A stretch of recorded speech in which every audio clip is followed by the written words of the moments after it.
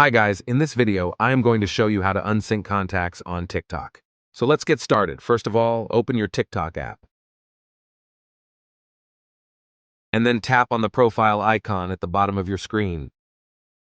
From here, you have to tap on these three bars at the right corner at the top. And then tap on Settings and Privacy. From Settings and Privacy, tap on Privacy. And then tap on Sync Contacts and Facebook Friends from here.